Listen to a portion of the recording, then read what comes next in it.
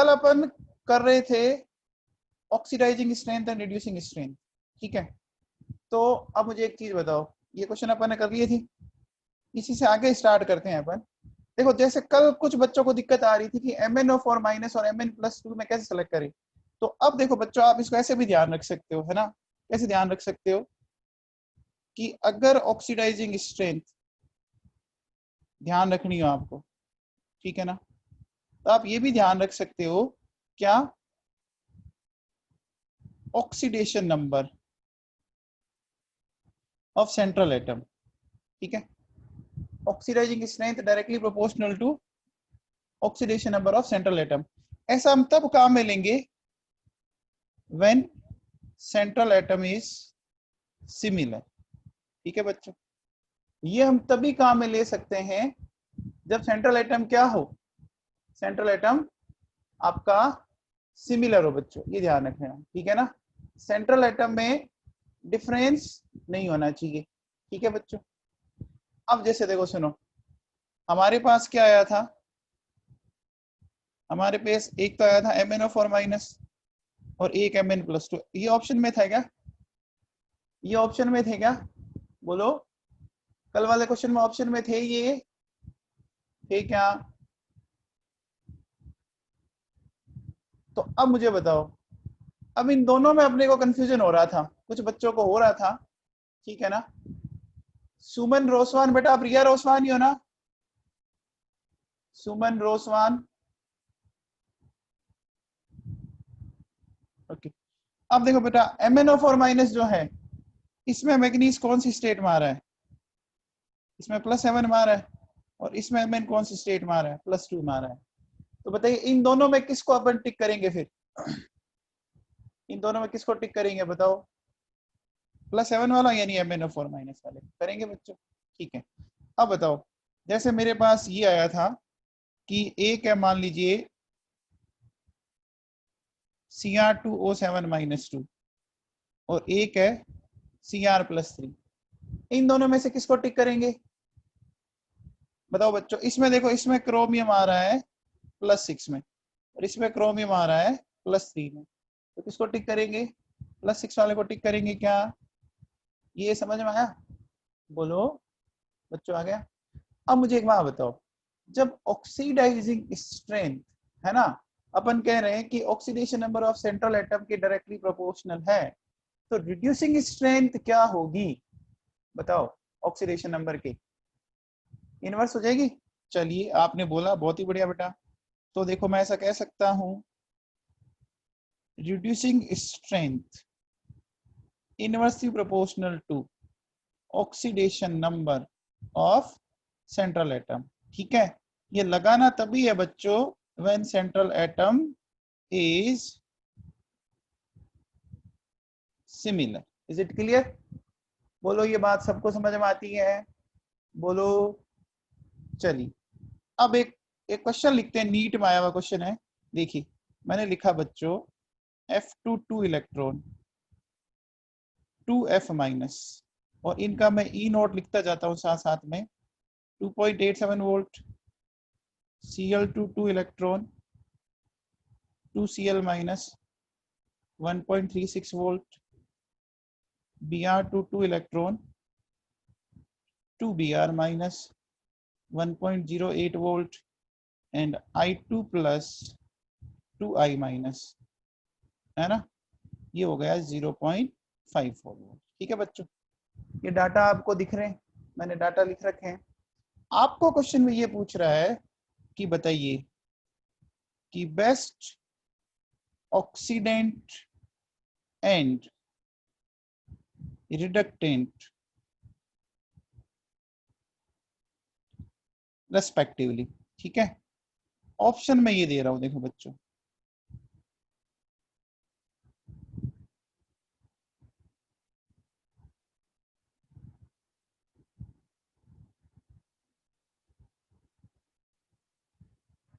बताइए भैया। सबसे पहले बताओ, ये जो डाटा दिए हुए बच्चों, ये डाटा है क्या, डाटा किसके हैं, SRP है या SOP है, ये रिडक्शन हो रहा है या ऑक्सीडेशन हो रहा है। देखो बड़ा सिंपल सा दिख रहा है, सब में आप इलेक्ट्रॉन ऐड कर रहे हो, ध्यान दीजिए, देखो F2 + 2 इलेक्ट्रॉन, तो सब में रिडक्शन हो रहा है। तो बच्चों ऑल आर SRP। अच्छा, कल मैंने एक फंडा बताया था, अपना अपनों के इनवर्सली प्रोपोर्शनल, अपना परायों के डायरेक्टली प्रोपोर्शनल, ऐसा बोला था बच्चों।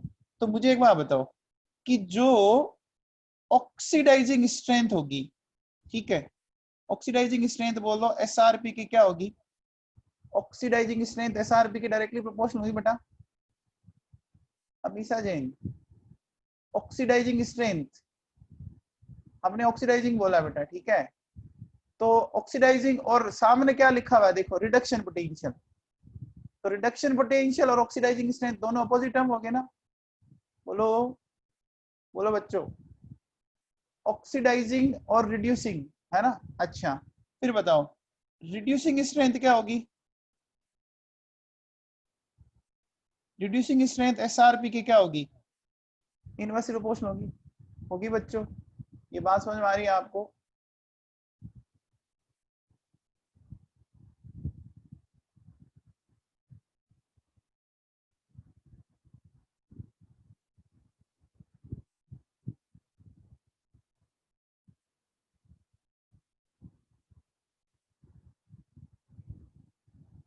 बोलो, समझ में आया?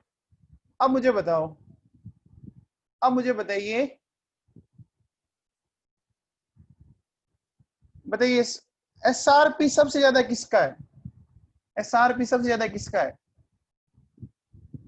फ्लोरीन का है, ठीक है। और SRP सबसे कम किसका है? सबसे कम किसका है? आयोडीन का। अब मुझे एक बात बताओ, अब हमें सेलेक्ट करना है, तो मुझे बताओ ऑक्सीडाइजिंग एजेंट तो सबसे अच्छा कौन हुआ? ऑक्सीडाइजिंग एजेंट F2 हुआ या F- हुआ? F2 हुआ, F- हुआ। देखो, अब आप देखो, ऑक्सीडाइजिंग स्ट्रेंथ मैंने क्या बोला था? Directly proportional to oxidation number. Pulkit Jasuja, तू थोड़ा ढंग से पढ़ा कर यार घर पे। F2 का ऑक्सीडेशन नंबर 0 है और F- में क्या है? -1 है ना? देखो, अगर आपको किसी को कंफ्यूजन हो रहा हो, देखो अगर F2, वैसे तो ऑप्शन में दिया ही नहीं है इसने, बोलो F2 में 0 और F- में -1। ऑक्सीडाइजिंग स्ट्रेंथ क्या होती है? ऑक्सीडेशन नंबर के डायरेक्टली प्रोपोर्शनल। तो ज्यादा 0 है या -1 है? बोलो बड़ा कौन है? 0 है ना? ठीक है, चलिए अब बताओ रिड्यूसिंग स्ट्रेंथ बताओ। रिड्यूसिंग स्ट्रेंथ में किसको लेंगे? I2 को या I- को? बोलो। रिड्यूसिंग स्ट्रेंथ बच्चों ऑक्सीडेशन नंबर की इनवर्स जाती है, इनवर्स जाती है। वेरी गुड साधवानी जी। तो देखो बच्चों 0 और -1, तो अब किसको टिक करेंगे? I- को। बोलो आंसर क्या जाएगा? वेरी गुड ठकराल, सी जाएगा, ठीक है। प्रियल बेटा एक बात बता, ये जो हेलोजन है, इन हेलोजन की ऑक्सीडाइजिंग स्ट्रेंथ का ऑर्डर बता। ऑक्सीडाइजिंग स्ट्रेंथ का ऑर्डर बताना आपको। ऑक्सीडाइजिंग स्ट्रेंथ ऑर्डर, ठकराल साहब बताएं बेटा, सबसे अच्छा कौन ऑक्सीडाइजिंग एजेंट है? बोलो। हाँ, वेरी गुड। देखो सबसे अच्छा हो गया फ्लोरीन, फिर क्लोरीन, फिर ब्रोमीन, फिर आयोडीन। बेटा अगर ये बात आपने भी सीखी ना, ये आपको बहुत काम आएगी, बहुत काम आएगी। मतलब पी ब्लॉक में तो इस चीज का इतना ज्यादा यूज आना, आपका मजा आ जाएगा आपको। फिर देखिए नेक्स्ट, अब अपन देखो बात करते हैं रिड्यूसिंग स्ट्रेंथ ऑर्डर। बताओ हेलाइड आयनों की रिड्यूसिंग स्ट्रेंथ का ऑर्डर बताओ। अब तकड़ा कौन होगा? कौन होगा तकड़ा रिड्यूसिंग एजेंट? बोलो, रिड्यूसिंग एजेंट कौन होगा? I- होगा। बोलो बच्चों, I- होगा। ये दोनों क्वेश्चन एग्जाम में खूब आते हैं बेटा, ये बहुत इंपॉर्टेंट है। क्या सबको क्लियर है ये? पुलकित जसूजा क्लियर है तेरे को? पुलकित जसूजा, ठीक है भैया। चलिए चलिए एक चीज बताइए बेटा मेरे को। देखिए मैंने लिखा E0, ये लिखा,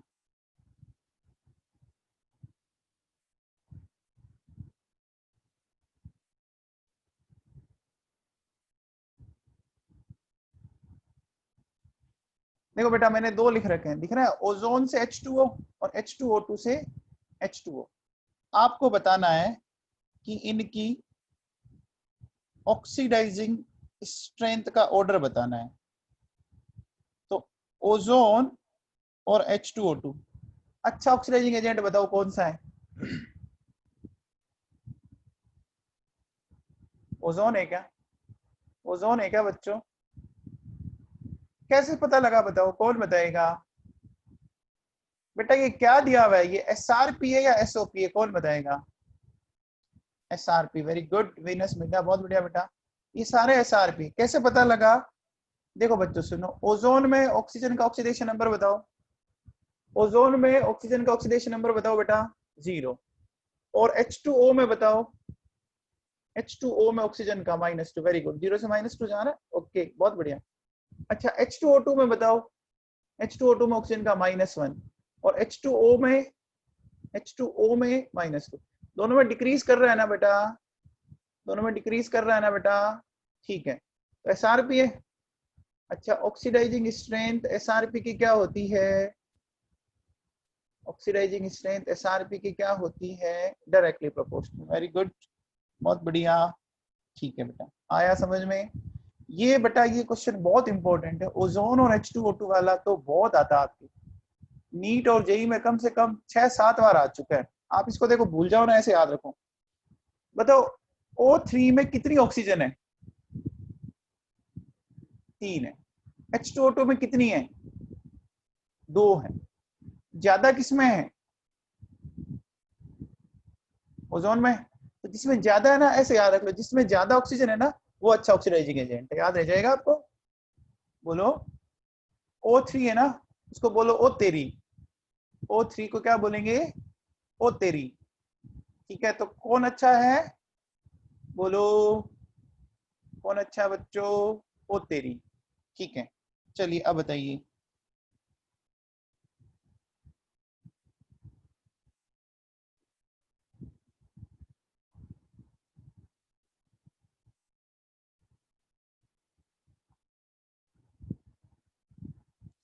हाँ जी, ये लिख रखा देखो बेटा मैंने, H4XCO6XCO3 और F2 से F-, ठीक है। तो बताइए इनमें ऑक्सीडाइजिंग स्ट्रेंथ का ऑर्डर बताना है, कौन अच्छा है, H4XCO6 या F2?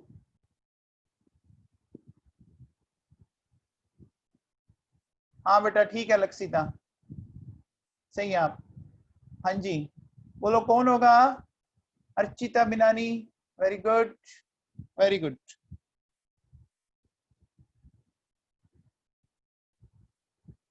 मैं जो लिख रहा हूँ सही लिख रहा हूँ क्या बेटा? क्या मैंने सही लिखा? बोलो। अब एक बात सुनो बच्चों, ध्यान दीजिए, देखो अगर आपसे कोई पूछे कि पीरियोडिक टेबल में सबसे अच्छा ऑक्सीडाइजिंग एजेंट, तो आंसर क्या जाएगा? फ्लोरीन। लेकिन अगर आपको सब्सटेंस में से पूछ लेना, तो ध्यान रखना ये जाता है बच्चों H4XCO6। इसको क्या बोलते हैं, इसको पता है क्या? इसको बोलते हैं बच्चों परजेनिक एसिड। कौन सा जेनिक एसिड? परजेनिक एसिड। उदिता इनमें ये क्या दिया मैं, ये दोनों SRP है, चेक कर उदिता, ये देख दोनों SRP है, ये 3 वोल्ट और 2.87 वोल्ट, दोनों SRP है। अगर ये दोनों SRP है तो ऑक्सीडाइजिंग स्ट्रेंथ SRP की क्या होगी? डायरेक्टली प्रोपोर्शनल हो जाएगी, हो जाएगी क्या? हो जाएगी, ठीक है। चलिए अब बताइए,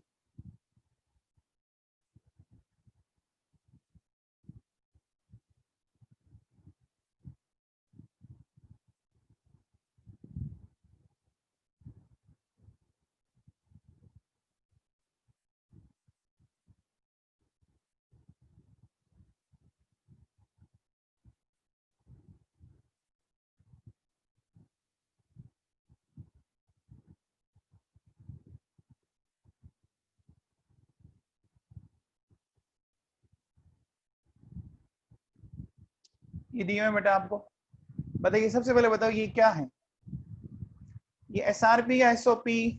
SRP, चलिए वेरी गुड। अब हमें इनका ऑक्सीडाइजिंग स्ट्रेंथ का ऑर्डर बताना है। बताओ सबसे अच्छा ऑक्सीडाइजिंग एजेंट कौन है ना? ऐसा लिख सकता हूं क्या मैं? देखो बेटा, MnO4 minus Cl2 Br2 and I2। क्या सही लिखा? बोलो। ठीक है, चलिए। कुछ समझ में आया आपको ऑक्सीडाइजिंग और रिड्यूसिंग को एक्सप्लेन करना? बोलो। आसान है बेटा, ध्यान दे लो कि SRP है या SOP है, फिर चेक कर लो अपना अपनों के इनवर्सली प्रोपोर्शनल और अपना परायों के डायरेक्टली प्रोपोर्शनल। एक चीज बताओ बेटा, देखो मैं आपको दे रहा हूं E0 M+2 से M, ठीक है? वो मैंने आपको दिया जिंक के लिए, कॉपर के लिए, मैग्नीज के लिए और Fe के लिए। मैंने वैल्यूज दी 0.76 वोल्ट, मैंने दी 0.34 वोल्ट, मैंने दिया -2.37 वोल्ट और -0.44 वोल्ट। ये दिख रहा है आपको? डाटा दिख रहे हैं आपको? बोलो बेटा, डाटा दिख रहे हैं? अब आपको डाटा के बेसिस पे ये वैल्यू बेटा दी रहेगी। अर्चिता बिना नहीं, ये सारी वैल्यूज दी रहेगी, घबराई नहीं आप, क्वेश्चन में सारी दी रहेगी। अब आपको ये बताना है कि which metal will easily convert into +2 oxidation state. बताओ कौन सा मेटल सबसे इजीली +2 ऑक्सीडेशन स्टेट में कन्वर्ट हो जाएगा? वेरी गुड पुलकित, क्या बात है, तो छा गया आज।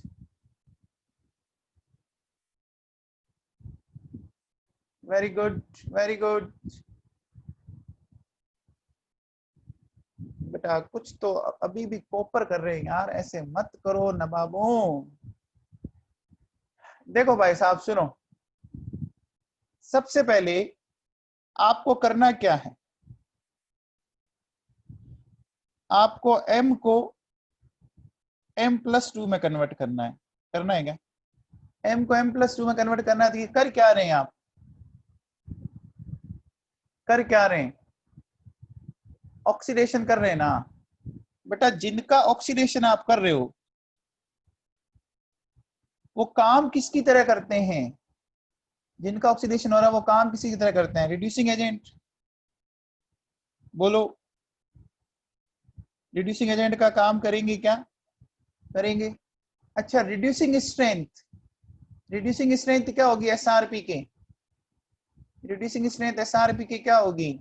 इनवर्स होगी ना। तो देखो अपन ऐसा कर सकते हैं, रिड्यूसिंग स्ट्रेंथ SRP के इनवर्स रिपोर्ट। सबसे कम SRP किसका है? सबसे कम SRP किसका है? मैग्नीशियम का। अच्छा फिर भी नहीं समझ में आया ना, देखो अपन इसको ऐसा करते हैं। देखो मैं, जिन बच्चों का अभी भी क्लियर नहीं हुआ ना, मैं एक्सप्लेन करता हूँ। देखो बेटा, हमें M से M+2 बनाना है, हमें M से M+2 बनाना है बेटा। देखिए मैं क्या करता हूं, मैंने जिंक से Zn+2 बनाया, बनाया। तो अब बताओ इसका E0 क्या आएगा? Zn से Zn+2 का E0 क्या आएगा, कौन बताएगा? प्लस में आ जाएगा ना बेटा, प्लस में आ जाएगा। वेरी गुड, ऐसे ही सबके लिखते जाओ आप।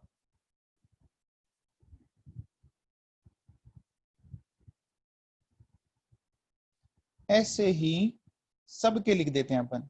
देखो मैंने सबके लिख दिया आपके सामने, लिख दिया बेटा। मानवेंद्र सिंह राठौड़, बेटा आप बताओ इन ऑक्सीडेशन प्रोसेस में किस ऑक्सीडेशन प्रोसेस का E0 मैक्सिमम दिख रहा है आपको?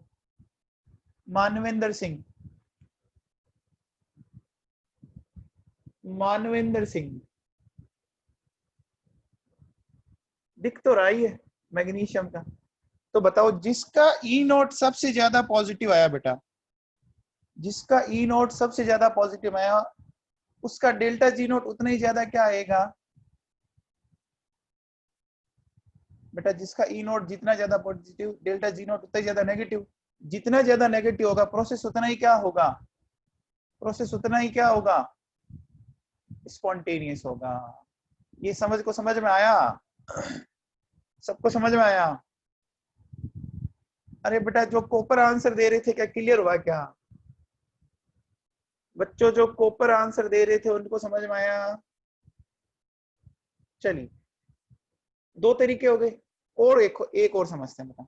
चलिए अब मुझे बताइए, ये वैल्यूज किसकी दे रखी है, क्वेश्चन में वैल्यूज किसकी दी हुई है? एसआरपी, ठीक है। अच्छा अब मुझे बताओ, इलेक्ट्रोकेमिकल सीरीज में हम किसके बेसिस पर अरेंज करते हैं? इलेक्ट्रोकेमिकल सीरीज में हम किसके बेसिस पर अरेंज करते हैं? एसआरपी। तो एसआरपी जब डाउनवर्ड जाते हैं तो इंक्रीज होता है डिक्रीज होता है? इंक्रीज होता है। तो अगर मान लो इन चार एलिमेंट को मैं एसआरपी के बेसिस पे अरेंज करूं, इन चार एलिमेंट को किसके बेसिस पर? एसआरपी पे। तो सबसे ऊपर कौन आएगा बच्चों बताओ? सबसे ऊपर मैग्नीशियम आ जाएगा क्या? मैग्नीशियम के बाद बताओ, इंक्रीजिंग ऑर्डर में लाना हमें, मैग्नीशियम के बाद जिंक आएगा क्या? जिंक के बाद Fe आएगा क्या? और Fe के बाद कॉपर आएगा क्या? आएगा क्या बेटा? ये मैंने जो ऑर्डर लिखा सही लिखा है क्या? मैंने जो राइट साइड में ऑर्डर लिखा सही लिखा है क्या? अब आप याद करो हमने क्या बोला था, इलेक्ट्रॉन इजीली कौन देता है, ऊपर वाला या नीचे वाला? इलेक्ट्रॉन कौन देता है? ऊपर वाला देता है। आप बताओ इन चारों एलिमेंट में ऊपर वाला कौन है? इन चारों एलिमेंट में ऊपर वाला कौन है? मैग्नीशियम। तो बताओ आंसर क्या जाएगा, आंसर क्या जाएगा? मैग्नीशियम जाएगा। पक्का समझ में आया सबको? ठीक है। चलिए बच्चों कुछ समझ में आ रहा है, मेथड समझ में आया क्वेश्चन करने का? ठीक है बच्चों चलो अब आगे चलते हैं। देखो बेटा सुनो, मेरे पास है MnO4-, ठीक है। मान लीजिए मैं इसकी रिएक्शन करवा रहा हूँ Fe+2 के साथ। ऐसा आपने लास्ट, आपने रिडॉक्स में रिएक्शंस पढ़ी थी क्या? रिडॉक्स में ये रिएक्शंस पढ़ी थी क्या बच्चों? पढ़ी थी क्या? ऐसे बैलेंस की होगी ना, बैलेंस की थी। अब देखिए बेटा, अब जब हम पर मैग्नेट को Fe+2 के साथ बेटा टाइट्रेट कर रहे हैं ना, हमें मीडियम क्या चाहिए? एरो पे क्या लिखा हुआ है? एरो पे क्या लिखा हुआ है? Acidic medium. अभी क्वेश्चन ये पूछता है कि ये एसिडिक मीडियम आप किससे प्रोड्यूस करेंगे? इसने ऑप्शन में ये दिया देखो, HCl, HBr, HI। फिर इसने बोला कि HNO3, फिर इसने बोला H2SO4, और फिर इसने बोला ऑल ऑफ देम। ठीक है, ये इसने बोला। ये बड़ा इंपॉर्टेंट क्वेश्चन है बच्चों, जेई में ये क्वेश्चन आ चुका है। एनसीईआरटी की लाइन है डी ब्लॉक की, ध्यान से सुनना इस लाइन को। जेई में ये क्वेश्चन आ चुका है, नीट में ये पक्का आएगा, और डी ब्लॉक में जब आप पढ़ेंगे अपन डी ब्लॉक, तो एनसीईआरटी की एसएच लाइन है। तो इसको एक्सप्लेन करें बेटा।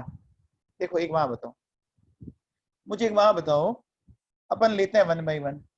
क्या मैं ऐसा कह सकता हूं कि HCl के अंदर कौन सा आइन है? Cl-, HBr के अंदर कौन सा आइन है? Br-, और HI के अंदर कौन सा आइन है? I-, है क्या? है बच्चों? बोलो है क्या? अब एक बात बताओ, अपन मीडियम किस चीज को बनाते हैं बताओ? अपन मीडियम किस चीज को बनाते हैं? मीडियम हमेशा ऐसी चीज को बनाना चाहिए जो बीच में टांग ना अड़ाए, जो किसी से रिएक्शन ना करे। बेटा मेरी बात को ध्यान से सुनना, बहुत काम है ये लाइन। मीडियम हमेशा ऐसा बनाए जो किसी से रिएक्ट ना करे, मतलब टांग ना अड़ाए, चुपचाप बैठा रहे। ठीक है, तो अब देखो बेटा सुनो, ध्यान देना कि जैसे सपोज मैंने MnO4- आइन लिया, ठीक है, मैंने HCl लिया, तो HCl के अंदर क्लोराइड आइन है। तो अगर ये क्लोराइड आइन इसके साथ रिएक्शन कर गया तो क्या ये मीडियम के तौर पे काम आएगा क्या? मुझे एक बात बताओ बच्चों, नहीं आएगा ना। अब हमें ये चेक करना है कि ये रिएक्ट करता है क्या, ये चेक करना है बेटा। हमें क्या चेक करना है कि क्या ये रिएक्ट करता है क्या। तो कैसे करेंगे बच्चों बताओ। ई नोट सेल निकालना मैंने सिखाया था, जैसा जाता है ना वैसा लिखते जाओ, जैसा जा रहा है ना वैसा लिखना तो आता है आपको। क्या लिख सकता हूं वैसा, ये जो मैंने लिखा समझ में आया आप लोगों को, बोलो बेटा।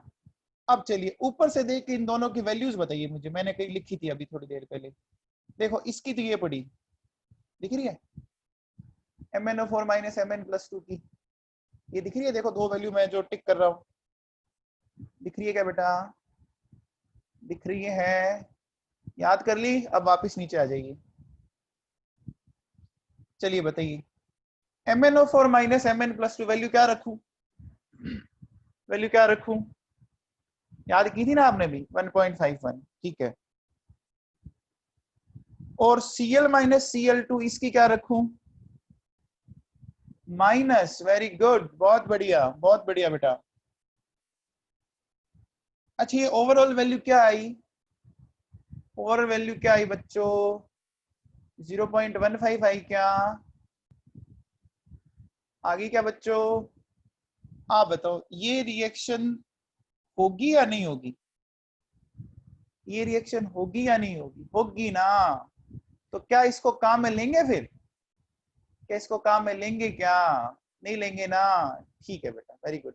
अब मुझे एक बात बताओ, जो क्लोराइड आयन को ऑक्सीडाइज कर सकता है तो क्या वो ब्रोमाइड और आयोडाइड को नहीं कर सकता है क्या, बोलो बेटा। जो क्लोराइड आयन को ऑक्सीडाइज कर सकता है वो ब्रोमाइड आयोडाइड को कर सकता है। आप चाहो तो मैं देखो प्रूव कर देता हूं, देखो ये रहा MnO4 माइनस, मैंने लिखा 2Br माइनस, मैंने लिखा Mn+2 एंड Br2। देखिए इसका ई नोट निकाल लेते हैं अपन, 1.51 प्लस इसका आता है बच्चों -1.08। बोलो ये पॉजिटिव आ जाएगा, ये पॉजिटिव आ जाएगा क्या। देखो ये एम, इसकी भी वैल्यू अभी मैंने थोड़ी देर पहले लिखी थी, देखो ये पड़ी, दिख रही है आपको। अच्छा बोलो अगर मैं नेक्स्ट वाले का लिखूं, नेक्स्ट वाले का अगर लिखूं तो बोलो उसका भी पॉजिटिव में आएगा क्या।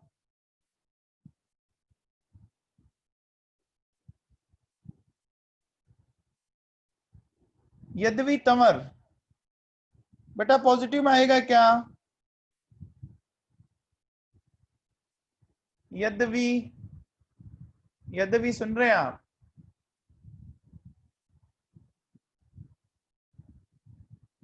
तो यद्यपि बेटा एक बात बता, ये तीनों रिएक्शन हो रही है ना, फिर ये भी होगी, ये भी होगी, इसका मतलब ये तो रिएक्शन कर रहे हैं। तो रिएक्शन कर रहे हैं इसका मतलब ये टांग अड़ा रहे हैं ना, बेटा टांग अड़ा रहे हैं क्या, अरे टांग अड़ा रहे हैं क्या, अड़ा रहे हैं।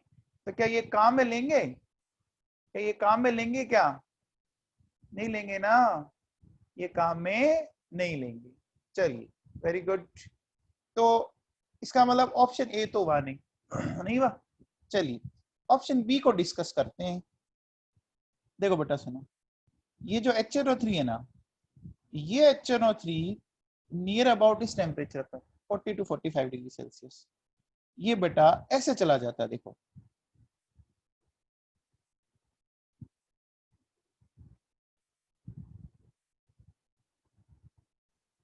देखिए ये 40 to 45 डिग्री सेल्सियस हम बीकानेर वालों के लिए तो बहुत सिंपल है। 40 to 45 डिग्री सेल्सियस बीकानेर वालों के लिए तो टेम्परेचर बहुत नॉर्मल है ना, बोलो। अब बताओ जो 40 to 45 डिग्री सेल्सियस पर आपको नेसेंट ऑक्सीजन दे रहा है, दे रहा है ना, वो तो बहुत अच्छा ऑक्सीडाइजिंग एजेंट है, वो तो बहुत अच्छा ऑक्सीडाइजिंग एजेंट है बेटा, बोलो। तो बहुत अच्छा ऑक्सीडाइजिंग एजेंट है, तो फिर टांग अड़ाएगा ना, ये KMnO4 भी एक ऑक्सीडाइजिंग एजेंट और ये भी एक ऑक्सीडाइजिंग एजेंट, दोनों आपस में टांग अड़ाएंगे ना, टांग अड़ाएंगे क्या, टांग अड़ाएंगे तो दिक्कत होगी ना, दिक्कत होगी, होगी बेटा। अब देखो सुनो, बात करें H2SO4 में, ठीक है। तो H2SO4 में एक बात बताओ बेटा, H2SO4 में सल्फर की ऑक्सीडेशन स्टेट +6 है क्या, H2SO4 में सल्फर की ऑक्सीडेशन स्टेट +6 है क्या? है। अच्छा, अगर बच्चों ये +6 है तो क्या इसका इससे आगे ऑक्सीडेशन पॉसिबल है? बेटा सल्फर की ISD +6 होती है, तो इसका आगे खुद का जब ऑक्सीडेशन पॉसिबल नहीं है तो क्या ये MnO4- आयन को रिड्यूस कर पाएगा?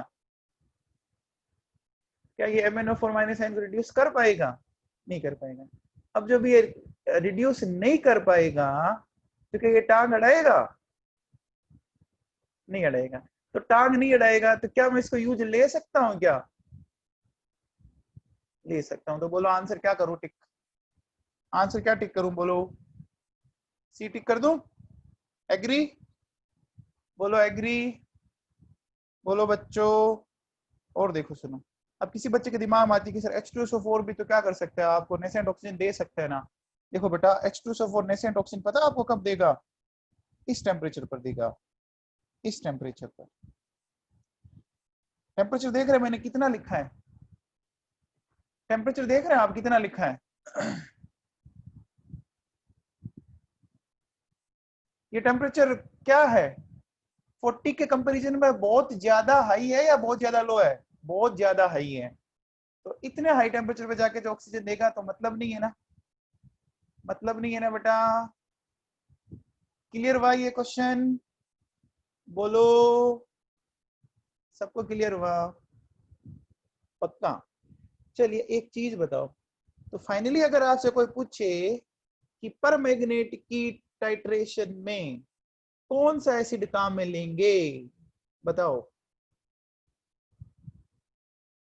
H2SO4। ये दिमाग में फिट कर लेना, ये लाइन आप घर बैठे बैठे 3 बार आप दिमाग में रिवाइज कर ले। पर मैग्नेट टाइट्रेशन मींस क्या काम में लेंगे? H2SO4। अच्छा एक बात बताओ साहब, एक बात यशस्वी गोदारा बताएगी बेटा। यशस्वी गोदारा आप बताइए बेटा, क्या MnO4- F- आयन को, फ्लोराइड आयन को ऑक्सीडाइज कर सकता है क्या? यशस्वी गोदारा।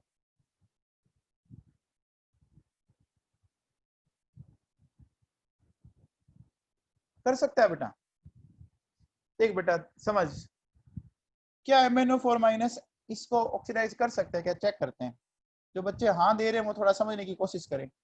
देखो बच्चों सुनो, आप बताओ, अगर आप F- आयन को ऑक्सीडाइज करवा रहे हो तो MnO4- को तो रिड्यूस हो गया, तो इसका E नोट सेल निकाले तो देखो 1.51 प्लस। आप मुझे फ्लोरीन वाले का बताएंगे क्या? F- से F2 मैंने कहीं लिखा था, देखो। हाँ बेटा बताओ, F- से F2 वैल्यू क्या लेंगे? F- से F2 वैल्यू क्या लेंगे, प्लस या माइनस? जल्दी बोलो। माइनस लेंगे। तो बच्चा जब माइनस में लेंगे, माइनस में लें तो माइनस में लेने पर ओवरऑल रिजल्ट किस में आ रहा है? ओवरऑल रिजल्ट किस में आ रहा है? माइनस में आ रहा है बेटा। तो क्या ये रिएक्शन हुई क्या? नहीं हुई ना। यशस्वी गोदारा समझ में आया आपको? यशस्वी गोदारा समझ में आया बेटा आपको? तो बेटा अब ये एक बड़ा फेमस क्वेश्चन हो गया ना कि बताओ KMnO4- आयन, क्वेश्चन क्या पूछेगा कि KMnO4- आयन या KMnO4 बोल दो, कैन नॉट ऑक्सीडाइज। ऑप्शन दिया मैंने HCl, HBr, HF and HI। बोलो क्या टिक करेंगे? HF टिक करेंगे। ठीक है, क्लियर है साहब? क्लियर है क्या? आप बताओ, F- को कौन ऑक्सीडाइज कर सकता है, आप में से कौन बताएगा? F- को कौन ऑक्सीडाइज कर सकता है? एक ही कर सकता है। वेरी गुड हर्ष, बहुत बढ़िया। एक ही बंदा कर सकता है, वो है परजेनिक एसिड। वो है परजेनिक एसिड। देखो बेटा उसका SRP ज्यादा आया था थोड़ी देर पहले, देखो मैंने कहीं लिखा भी था, ये देखिए आ गया आपके सामने, आपने लिखा था, ये देखो ये दिख रहा है। ये देखिए, ये जो मैं, ये देखो, दिख रहा है आपको? बोलो साहब, तो समझ में आया? ये बेटा, ये एसिड वाला क्वेश्चन बड़ा इंपॉर्टेंट है, खूब आता है ये एग्जाम में, दबा के क्वेश्चन आता है। कोई डाउट है किसी को? किसी को डाउट है? लक्षिता यादव, लक्षिता यादव क्लियर हुआ आपके? चलिए, तो बेटा मैंने ऑक्सीडेशन रिडक्शन जो स्ट्रेंथ है वो मैंने एक्सप्लेन कर दी। अब अपन नेक्स्ट चलते हैं बेटा। नेक्स्ट जो अपन लेते हैं वो लेते हैं, देखो, सिलेक्शन ऑफ इलेक्ट्रोड। चलो बच्चों एक बात बताओ, इलेक्ट्रोड कितने टाइप के होते हैं? दो टाइप की तो होते हैं इलेक्ट्रोड, और क्या? कौन कौन से होते हैं, कौन बताएगा? कौन कौन से होते हैं? एक होता है एनोड, एक होता है कैथोड, है ना? एक होता है एनोड और एक होता है कैथोड।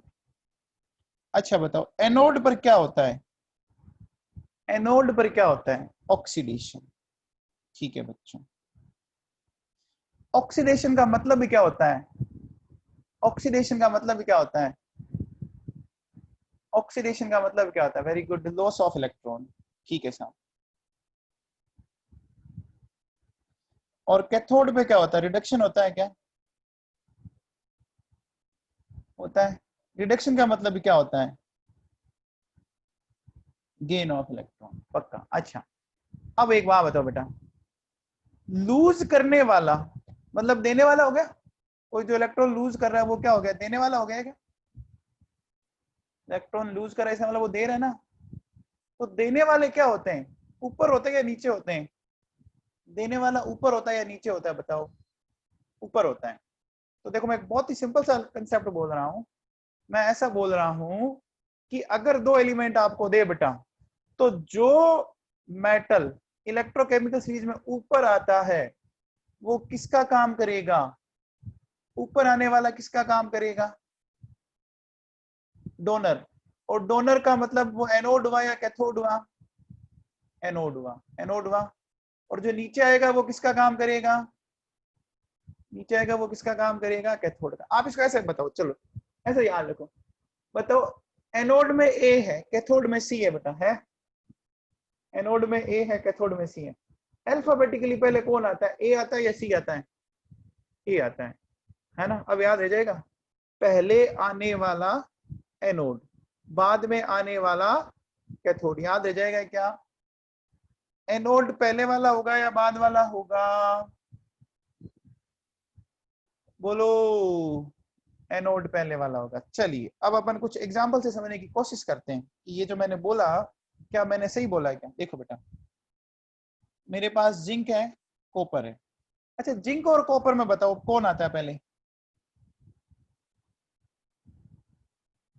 जिंक आता है बेटा, चेक कर लो, आपके पास इलेक्ट्रोकेमिकल सीरीज है, चेक करो, जिंक आता है। ठीक है। अच्छा, अब बताओ, अब बताओ मैग्नीशियम और जिंक में पहले कौन आता है? मैग्नीशियम आता है, आता है।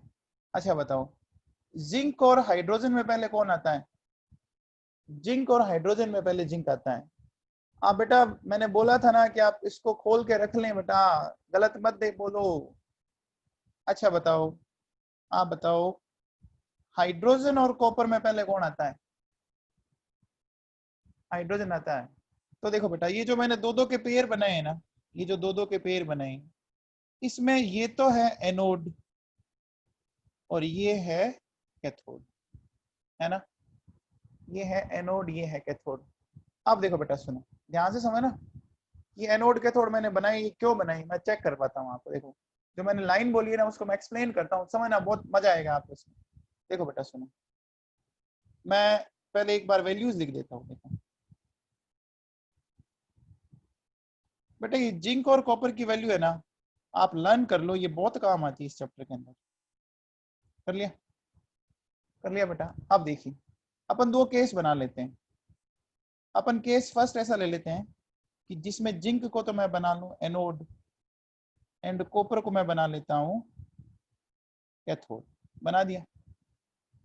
पहला केस अपन ऐसा ले लेते हैं, जिंक को बना लेते हैं एनोड, कॉपर को बना लेते हैं कैथोड। बना ले बेटा, बोलो। तो जिंक अगर एनोड है तो जिंक पे क्या होगा, ऑक्सीडेशन हो जाएगा क्या, हो जाएगा बेटा। और कॉपर अगर कैथोड है तो यहाँ कॉपर +2 का रिडक्शन हो जाएगा क्या, हो जाएगा। अच्छा अगर मैं इन दोनों इक्वेशंस को जोड़ देता हूं तो क्या आ जाएगा बताओ, ZnCu+2 Zn+2 और Cu। ये इक्वेशन आ गई आपके सामने, इक्वेशन समझ में आई सबको, सबको इक्वेशन समझ में आई। अब बेटा इसका ई नोट सेल निकालना है, निकालें ई नोट सेल। ई नोट सेल बता दो, वैसे तो मेरे हिसाब से आप बता सकते हो, बोलो कैसे करेंगे ई नोट। देखो जिंक किस में जा रहा है, Zn+2 में जा रहा है बेटा, और कॉपर +2 किस में जा रहा है, कॉपर में जा रहा है। आप बताओ, आपको Zn से Zn+2 चाहिए, उल्टा चाहिए, चेक करो, देखो उल्टा चाहिए, उल्टा चाहिए क्या, उल्टा चाहिएगा तो क्या करूंगा, प्लस कर दूंगा। अच्छा अगर ये प्लस कर दिया तो ये तो 0.34, बताओ ओवरऑल रिजल्ट क्या आया, 1.1। बोलो ये काम करेगा क्या, ये सेल, ये सेल काम करेगा, करेगा। इसका मतलब हमने सही किया है क्या, इसका मतलब हमने सही किया है क्या। चलिए अब के सेकंड ले लेते हैं बेटा। के सेकंड में अपन क्या करते हैं, जिंक को बना लेते हैं कैथोड एंड कॉपर को बना लेते हैं एनोड। उल्टा कर दिया क्या मैंने, ये के सेकंड में, के सेकंड में उल्टा कर दिया क्या बेटा, रिवर्स कर दिया क्या। तो बोलो रिएक्शन पहले की क्या आ जाएगी, पहले की क्या आ जाएगी रिएक्शन, अब अपोजिट आ जाएगी। तो क्या मैं अपोजिट लिख के सीधा ही लिख दूं क्या, अगर आपको समझ में आ गया होता। Zn+2 Cu, Zn और Cu+2, बताओ इसका ई नोट क्या आ जाएगा, माइनस में आया। क्या ये रिएक्शन होगी, नहीं होगी, समझ में आ गया, नहीं होगी ना बेटा। तो अब मुझे बताओ, मेरा पॉइंट समझ में आया आपको, मेरा पॉइंट समझ में आया क्या, बोलो अब बताओ क्या याद रखना है, बताओ क्या याद रखना है, क्या याद रखने का बोला था, ऊपर वाला एनोड नीचे वाला कैथोड, पहले आओ पहले पाओ, ठीक है। सबको क्लियर है, सबको क्लियर है, ओके बेटा। चलो अब एक चीज बताओ, हाँ बेटा अब बताओ, देखो सुनो, एक लिखता हूं मैं कि ई नोट Mg+2 Mg -2.37 वोल्ट और ई नोट कॉपर +2 कॉपर 0.34 वोल्ट। बेटा ये दो लिखे मैं, इसमें बताओ कौन एनोड है कौन कैथोड है, जल्दबाजी ना करें, आंसर दें। एनोड बताओ, एनोड Mg बन जाएगा, और कैथोड कौन बन जाएगा, कैथोड कॉपर वाला बन जाएगा, बोलो बन जाएगा, बन जाएगा। अब ठीक है बेटा, देखो तो देखो सुनो, अब मैं एक आपको एक फंडा बता रहा हूँ, बहुत ढंग से सुनना, बहुत मजा आएगा आपको। सबसे पहले बताओ कि ये जो दोनों आपको वैल्यूज दे रखी है, दोनों वैल्यूज किसकी है, SRP या SOP, ये दोनों वैल्यूज किसकी SRP है, ठीक है। अब जब दोनों वैल्यू एक ही जैसी है ना, तो अब आपको क्या चेक करना है, आपको ये चेक करना है कि जो वैल्यू बड़ी है ना उसको पहले लिखो। बड़ी वैल्यू बताओ कौन सी है, बड़ी वैल्यू कौन सी है, 0.34 बड़ी वैल्यू है, विद साइन कंसीडर करना है, 0.34 लिख दिया बेटा। फिर क्या करना है, माइनस लगाना है, फिर क्या लगाना है, माइनस लगाना है बेटा, माइनस लगाया। माइनस लगाने के बाद जो छोटी वैल्यू है वो लिख दो, लिख दिया। सबसे पहले बड़ी वैल्यू लिखनी है, ठीक है, फिर माइनस लगा के दूसरी वाली वैल्यू लिख देनी है। तो बताओ क्या आ गया आंसर, आंसर 2.71 वोल्ट आ गया क्या, आ गया क्या, ये लॉजिक समझ में आया, अब आप अगर चाहते हो ना कि सर ये कैसे किया आपने, मैं देखो आपको एक्सप्लेन करता हूँ, आप बताओ। आपने अभी थोड़ी देर पहले आपने बोला था कि सर इसमें मैग्नीशियम का आप एनोड बना दो, तो मैंने एनोड बना दिया, बना दिया, ठीक है। और कॉपर +2 का आप कैथोड बना दो,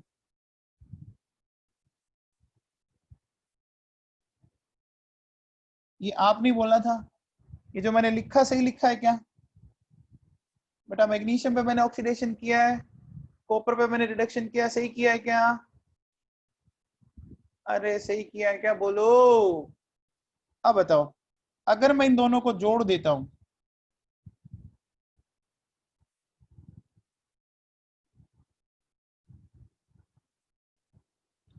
तो बताओ इसका ई नोट किस में आ जाएगा? 2.71 वोल्ट आ गया है क्या? 2.71 वोल्ट आ गया है क्या? समझ में आया? तो मैंने जो लॉजिक बताया ना, उसको वापस सुनो बेटा। देखो क्या करना है, ध्यान से सुनो। सबसे पहले चेक करो कि क्या वो एसआरपी है या एसओपी, दोनों एक होने जरूरी है, ये ध्यान रखना। दोनों एक होने चाहिए, या तो दोनों एसआरपी हो या दोनों एसओपी हो। फिर क्या करना है, जो वैल्यू बड़ी है उसको पहले लिखेंगे, फिर माइनस लगाएंगे और दूसरी वाली वैल्यू को लिख देंगे। चलिए कुछ एग्जांपल्स और करते हैं। ये मैं जो मैंने लॉजिक बोला मैं आपको एक्सप्लेन करता हूँ। देखो बेटा सुनो, मुझे एक बात बताओ,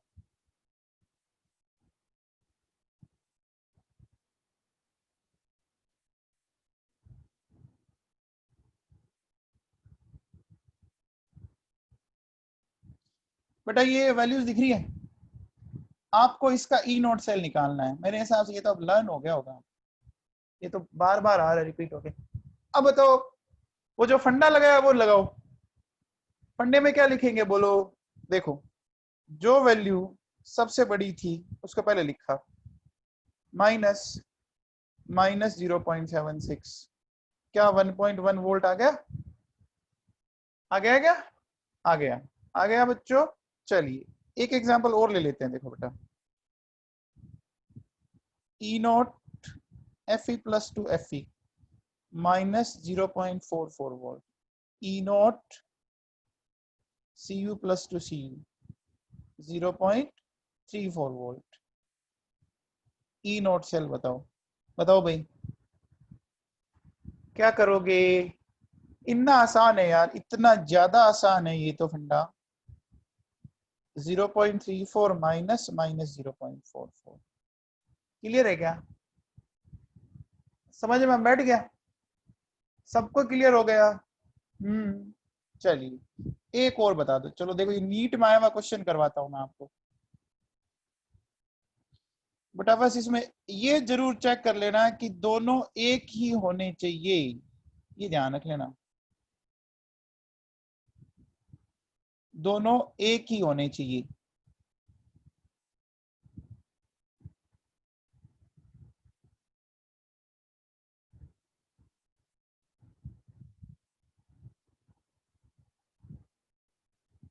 बताओ भैया, Sn+4 से Sn+2 0.14 वोल्ट और नेक्स्ट है 0 पॉइंट, हो गया? सबको क्लियर है? देखो इतना आसान है क्या, बड़ी वैल्यू 0.14 माइनस -0, हो गया बच्चों? हो गया? चलिए अब देखो, मैं एक क्वेश्चन पूछता हूं कि मेरे पास बेटा ये देखो,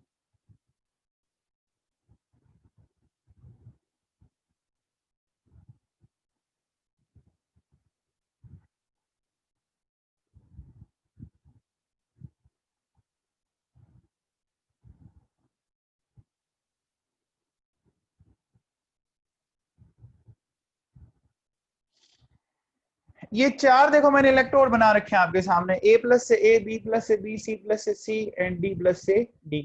ये क्या कहता है कि विच कॉम्बिनेशन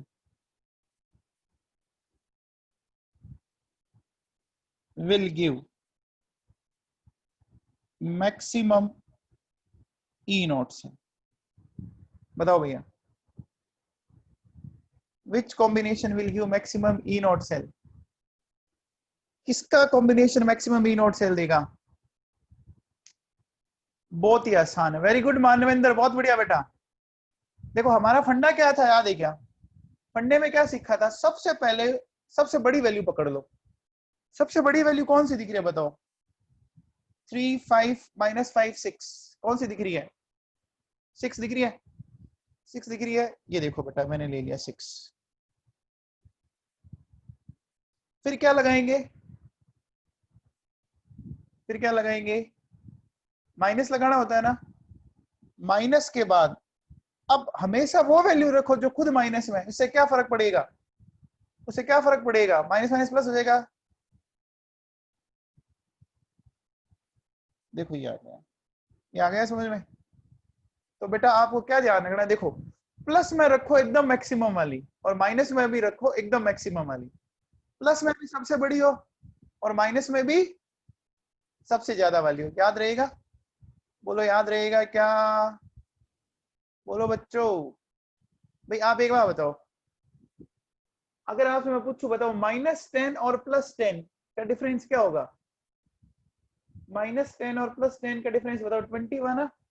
20 हुआ ना? -10 और +10 का डिफरेंस 20 हुआ ना? और 0 और 10 के बीच का डिफरेंस बताओ क्या हुआ? सिर्फ 10 हुआ। तो ये क्वेश्चन समझ में आया कैसे करना है?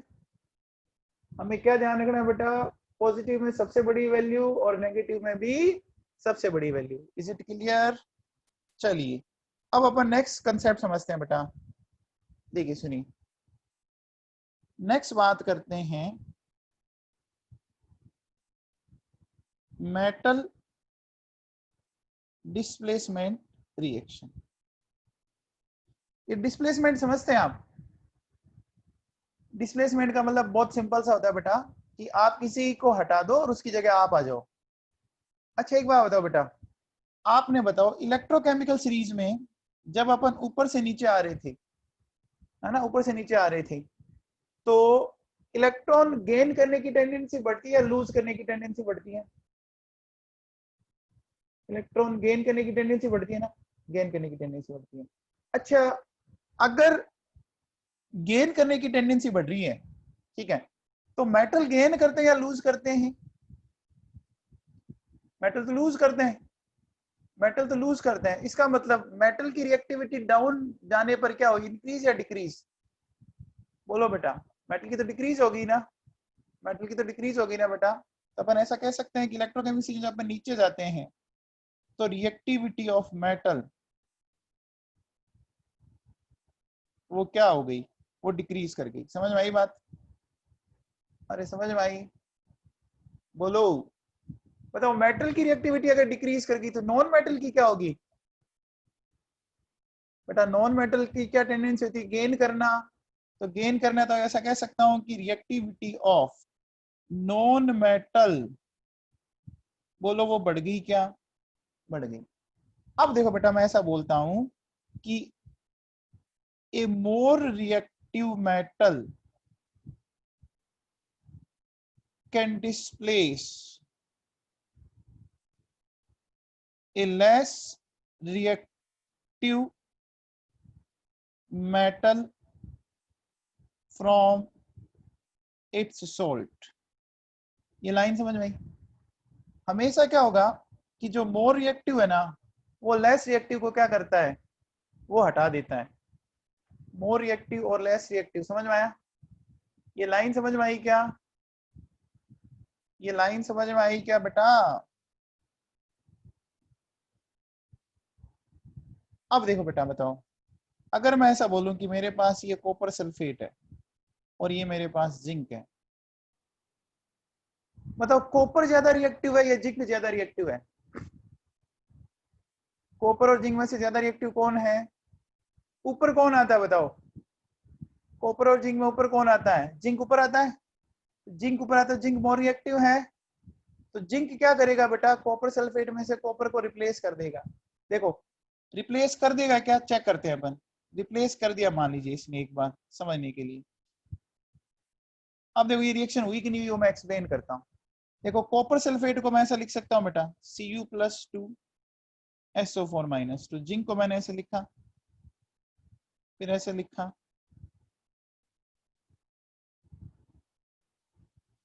देखो एक बात बताओ, ये सल्फेट तो कैंसिल हो जाएगा, फाइनल इक्वेशन क्या बची मेरे पास, देखो फाइनल इक्वेशन ये बची Cu+2 जिंक Zn+2 और Cu, ये बची क्या? इस रिएक्शन का ई नॉट सेल याद है क्या आपको? इस रिएक्शन का ई नॉट सेल याद है क्या? बार बार ये आ रही है, मैंने आपको बोला था बेटा इसको लर्न कर लो। 1.1 बोलो, रिप्लेस कर दिया ना? रिप्लेस कर दिया ना बच्चों? रिप्लेस कर दिया है क्या? रिएक्शन हो जाएगी। अच्छा अब देखो बेटा सुनो, ये जो कॉपर सल्फेट है ना, ये ब्लू कलर का होता है, और जिंक सल्फेट जो होता है ना बच्चों, ये व्हाइट कलर का होता है कि नहीं होता? कॉपर सल्फेट याद है क्या? ब्लू विट्रोल नाम सुना आप लोगों ने? ब्लू विट्रोल नाम सुना है बेटा? चलिए अब बताओ एक बात बताओ, क्या मुझे जिंक के कंटेनर में कॉपर सल्फेट रखना चाहिए क्या? क्या जिंक के कंटेनर में कॉपर सल्फेट रखना चाहिए क्या? नहीं रखना चाहिए, क्योंकि रखोगे कॉपर सल्फेट और मिलेगा क्या? रखोगे कॉपर सल्फेट, मिलेगा क्या? Zinc sulphate. पंगा हो जाएगा ना? पंगा हो जाएगा ना? हाँ वेरी गुड उदिता वेदी की रिएक्शन हो जाएगी। अब बताओ, क्या जिंक सल्फेट में से जिंक को कॉपर रिप्लेस कर सकता है क्या? बोलो।